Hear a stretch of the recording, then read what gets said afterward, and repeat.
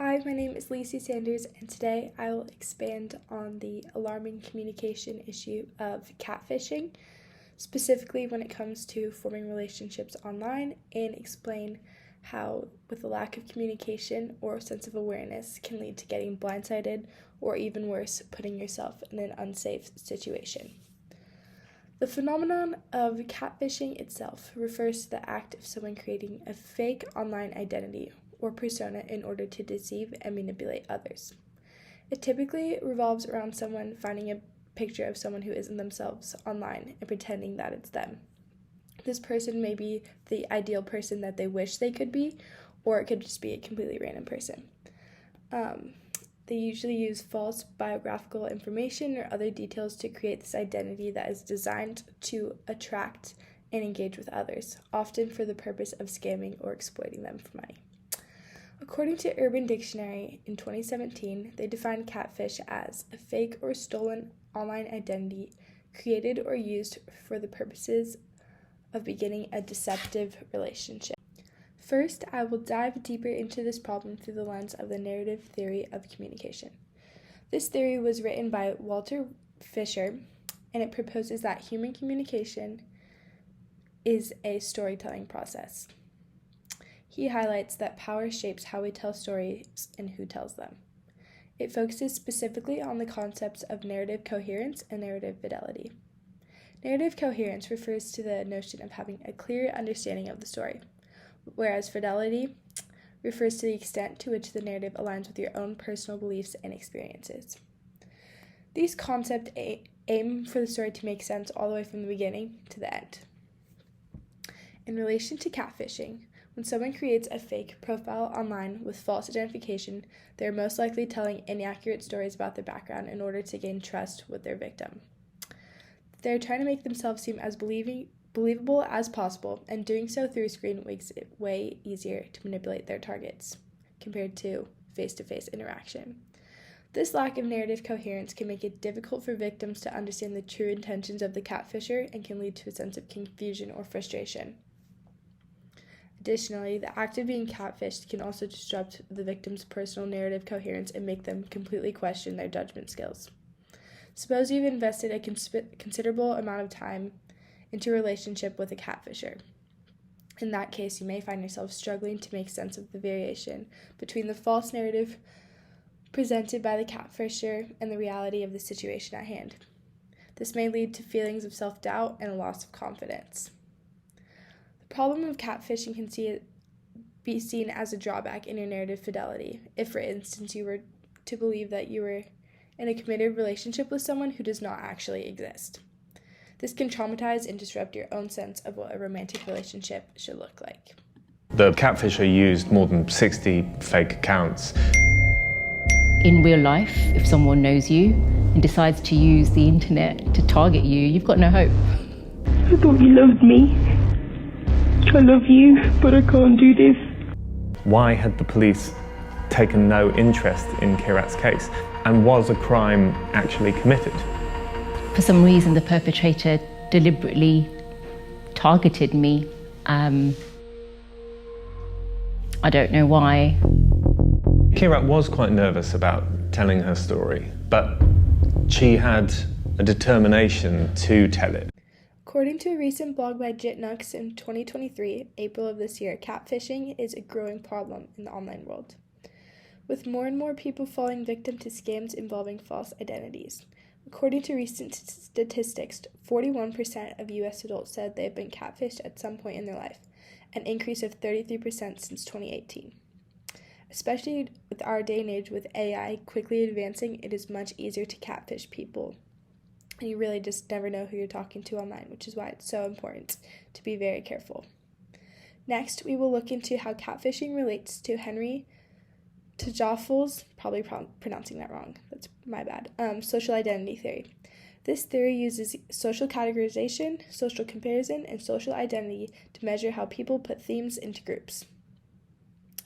He also refers to the concept of salience, which refers to how much of a particular identity you are at a given time.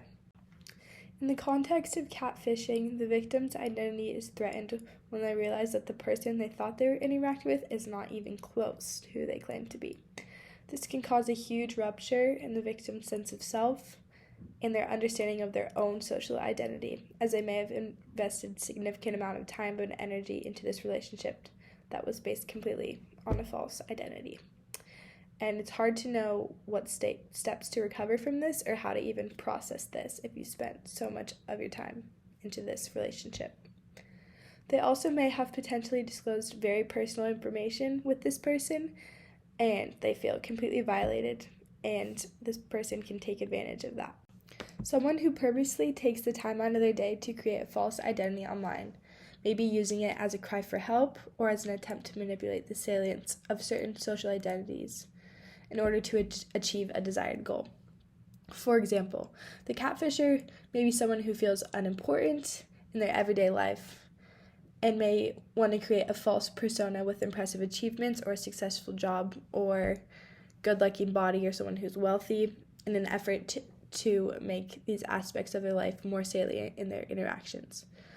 Maybe they want to feel noticed and appreciated for a life that they do not live, so where they don't know where else to go. So they go online to find people.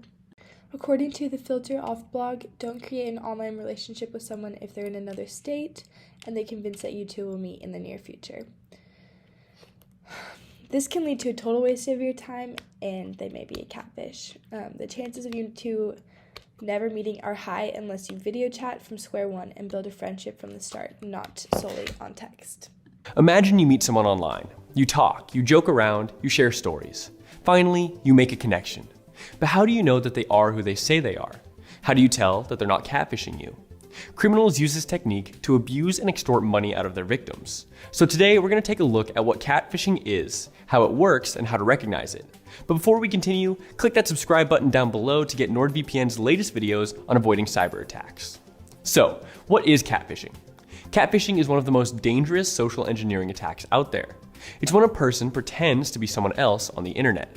They create fake social media and dating profiles and use fake photos to trick someone into trusting them. Whether or not the person hiding behind a fake profile has malicious intent or not, catfishing often does a lot of psychological damage. People may share secrets, personal information, or even adjust their future for the scammer. So let's take a look at why people create fake profiles. People want to connect, but feel too insecure to reveal themselves. They create a fake profile and they try to make friends pretending to be someone else. If you get catfished this way, you might feel tricked or even betrayed. However, this type of catfishing is basically the best case scenario. They want to bully or harass someone. People create fake profiles to gain the victim's trust, find out personal details about them, and then use this information to bully them. Sometimes it can even lead to blackmail and doxing. They want to stalk someone. Partners sometimes create fake profiles to keep tabs on one another. It can also be a stranger who's seen you on the street, but who's too afraid to talk to you. They want to trick people into giving them money. If you fall for catfishing, you'll most likely lose money. It can be somebody who's pretending to be your friend who's in trouble, or someone on a dating site who will then lure you into installing malware or ransomware on your device. It can simply be a hot singles in your area ad that tricks you into providing your card details. Either way, you might end up with empty pockets. Finally, looking at the expecting violations theory developed by Judy K. Burgoon, this theory suggests that people hold expectations for how others should behave and communicate in different social situations. And when those expectations get violated, it can lead to feelings of uncertainty. This idea references concepts such as expectancy, violation variance, communicator reward variance, and arousal. In regards to catfishing, individuals have certain expectations of honesty when it comes to online dating and relationships. When those expectations get violated and the individual realizes they have been lied to the entire time, it can lead to feelings of anger and hopelessness. This violation of expectations can also lead to a shift in relational norms going forward, as the victim of catfishing may become much more skeptical in the future with online interactions and just in other relationships in general. When someone is catfished, as I mentioned earlier, they experience a variety of different emotions, including shock, confusion, anger, or even sadness if they thought they developed a real connection with this person. These emotions can lead to an increased level of arousal, as the individual tries to make sense of the situation or even grasp how this could have happened.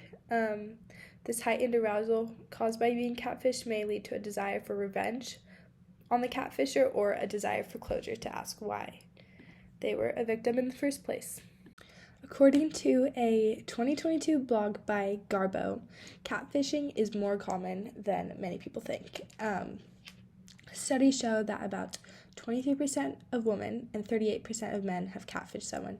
Dating apps are the number one place for catfishing to take place, accounting for nearly 40% of all catfishing. So if you do decide to look for friends or relationship through dating apps, be overly careful because it is so easy nowadays to be catfished or to become a catfisher. So just be very cautious of that. According to professionalcounseling.com by Ellie Pryor in 2022, she says if you suspect you're the victim of a scam whereby you've lost a lot of money, you should report the catfish to the appropriate authorities of your country. In other words, you shouldn't try to handle the situation yourself and just try to get revenge on this person. You should go to the authorities so they can handle it properly. Some ways to avoid getting your heart broken or potentially scammed by a catfish is first, verifying their identity.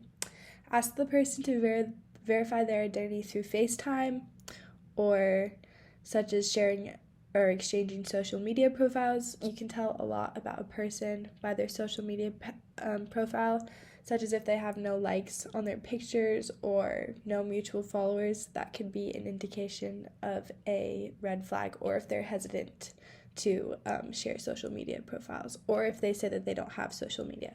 That also could be a potential red flag in this day and age.